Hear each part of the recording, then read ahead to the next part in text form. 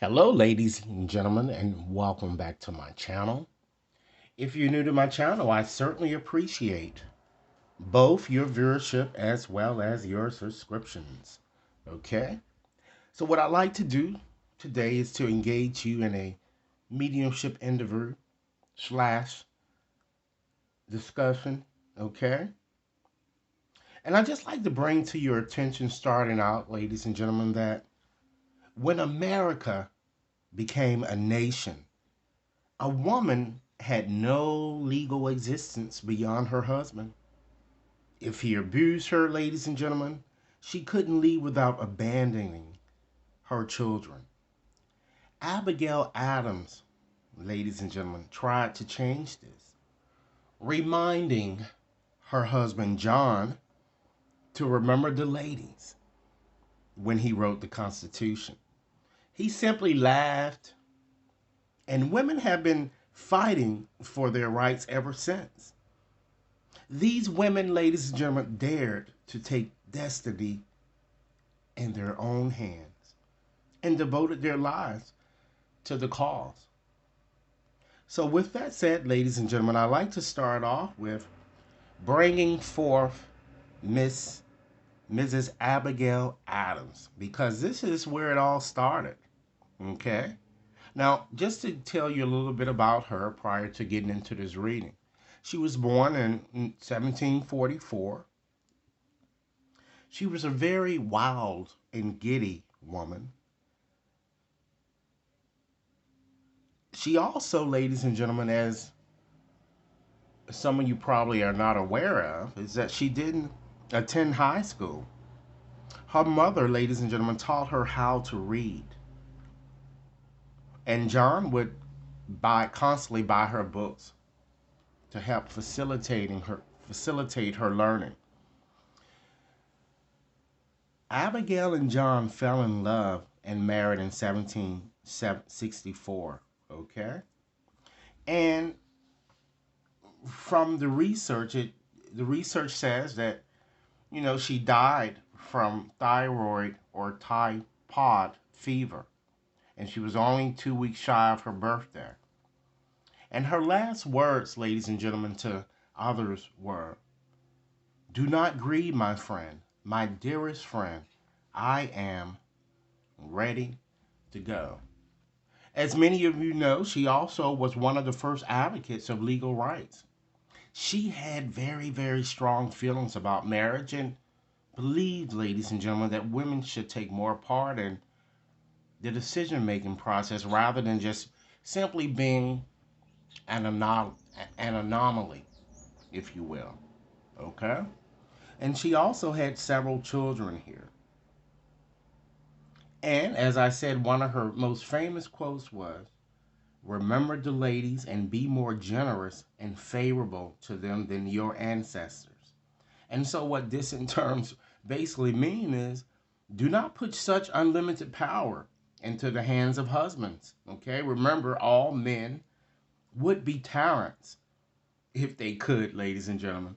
So, with that said, I'm going to channel Mrs. Adams through and we're going to ask her a few questions, okay?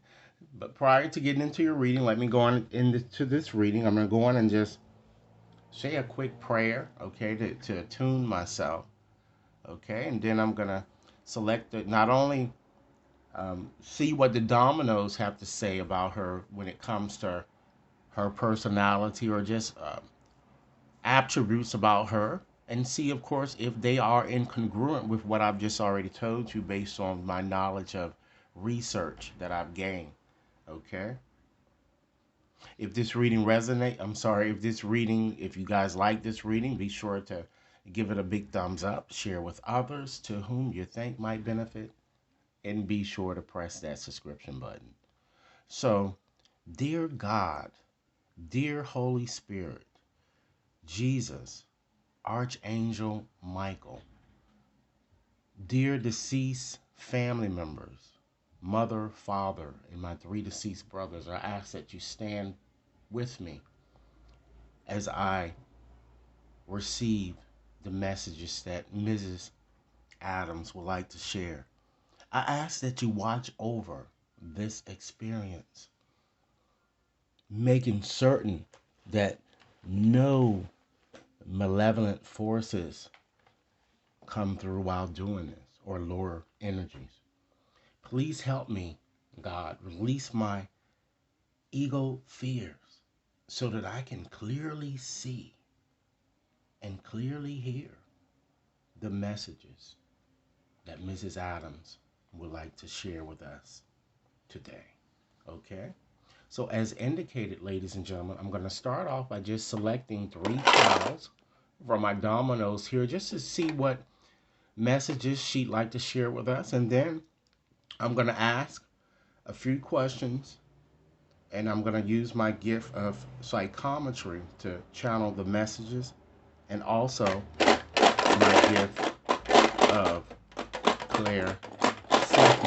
Okay? So, Miss Adams, I ask that you guide me to the appropriate 3 tiles so that we could share what your true attributes were. Okay, let's go on and just select 3 tiles here. I'm feeling a pull towards this one. Oh, this one, ladies and gentlemen. And let's select this one here. Okay. Once again, ladies and gentlemen, if you like this reading, be sure to give it a big thumbs up, share it with others to whom you think might benefit, and be sure to press that subscription button so that you receive all future readings, okay? So let's go on and just look at these numbers here, and I'm going to look at them individually, and then we're going to look at them by just adding them all up and see what number it actually comes up to. Okay, we have the number 6 here, okay? So that certainly shows that this Mrs. Adams, she certainly was very philosophical, very intuitive, ladies and gentlemen. Very domestic, I feel that she was very generous while living, but I feel that she was a bit jealous or argumentative during her time period here. And then you have that 3 there. So it certainly shows she was very communicative. That certainly seems to be on par with what we've learned from her. She wrote a lot and she fought for people's rights, okay? She was very pleasure seeking. Again, I have to further emphasize the fact that she was very generous. But it looks like that sometimes or at times she was very, I feel, a bit scattered brain, and sometimes she might have been a bit impractical, I'm seeing here. And of course, we have that another 3 here, and that further emphasizes that fact. With that 5 here, ladies and gentlemen, it certainly shows she was a very adventurous woman, magnetic, friendly. She loved to, seems to be travel or just be out. And she was passionate about things here, okay? But I feel that at times she was very hyperactive or impatient.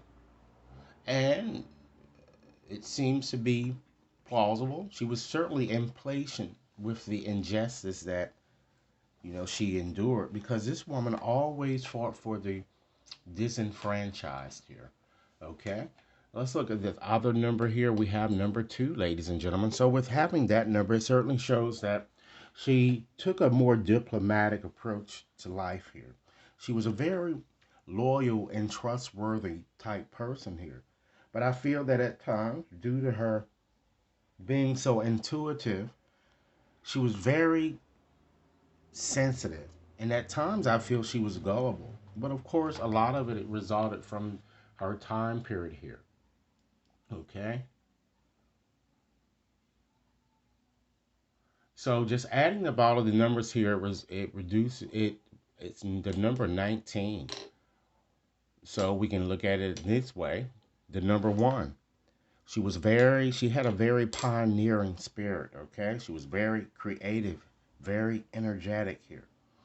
She displayed a lot of leadership qualities, and of course, for those of you who have researched her life, you can see that this is in fact true. Okay, she was a little bit, I feel that at times she had a tendency towards selfishness, okay? And it looks like, but she was a very, very happy-go-lucky type person, okay? So, with that said, ladies and gentlemen, that she's showing us here her personality. This these dominoes or these dominoes here are giving us a good sense of her personality. So what I like to do now is to select a card from my tarot deck here to channel her through.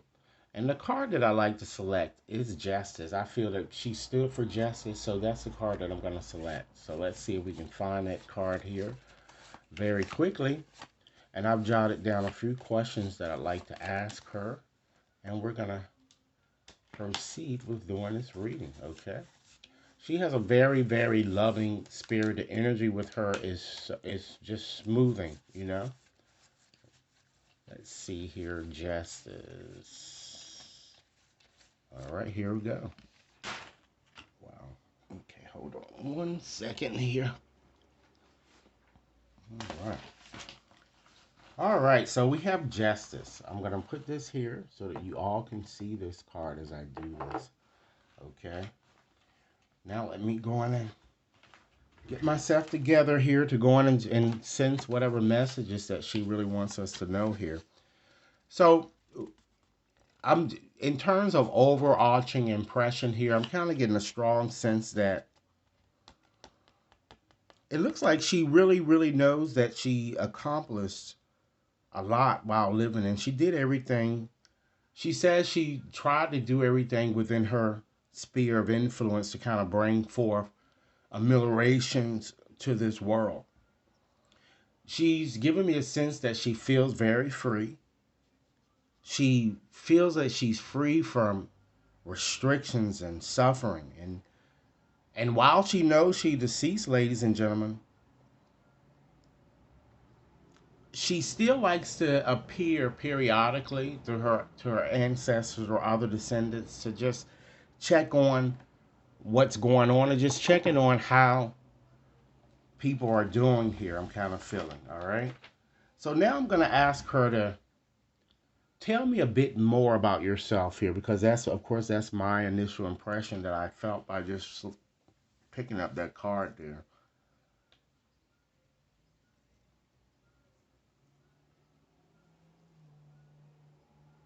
She's saying or giving me the impression that while alive, she was heartbroken, very depressed, and disappointed a lot.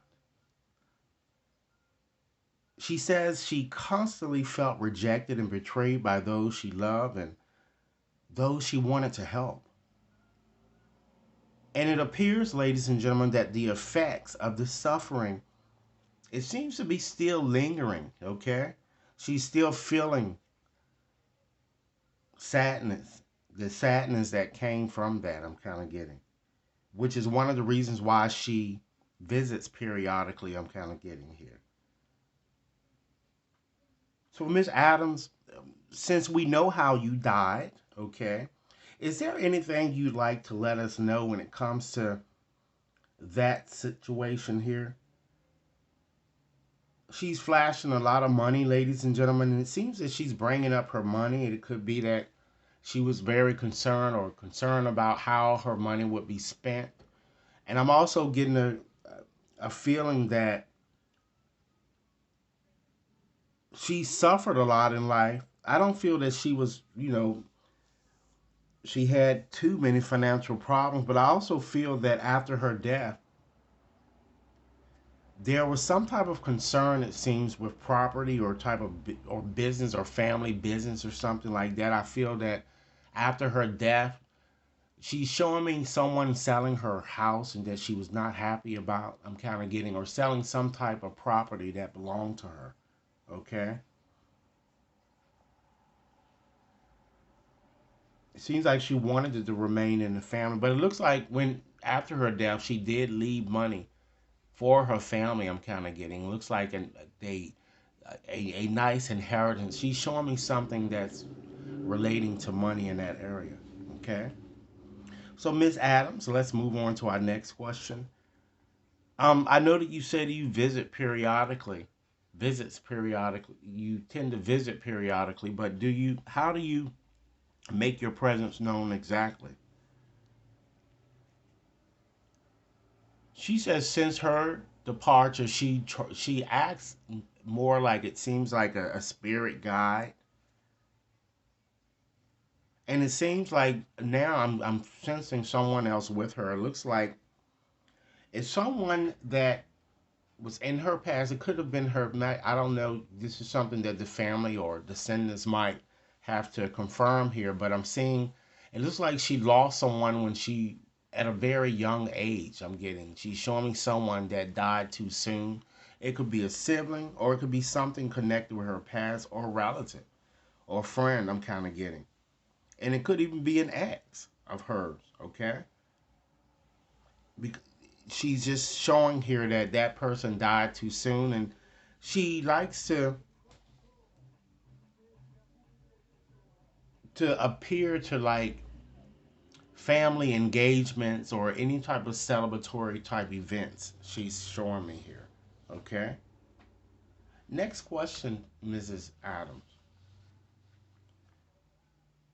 I understand why you're here because I've summoned you, but give me more details about what other messages you like to share with me. She's really saying that, and she's overjoyed. I'm kind of getting, ladies and gentlemen, saying that she's happy that she's had a major impact on the world, and she just feels victorious, if you will. She says she really loves the progress that the world has made since her death, although she feels that it can get better. Okay, and she says she sits back and she watches it. She says, ladies and gentlemen, that her goal while living was to really help women, once again, the disenfranchised, and she's happy her mission has been accomplished, she's saying here. Okay? And so, ladies and gentlemen, the next question usually I would ask spirits is that, particularly if they seem like they're having a difficulty moving on, it doesn't seem like Mrs. Adams is having that difficulty. So this is the question that I'm gonna ask. Since you, Miss Adams, you don't seem to need help moving on. Is there another message you like to share? Okay. She's bringing up again, ladies and gentlemen, that she says that while living, she said this a couple of times here. She just felt she was just very alone and abandoned by her husband. I'm getting here.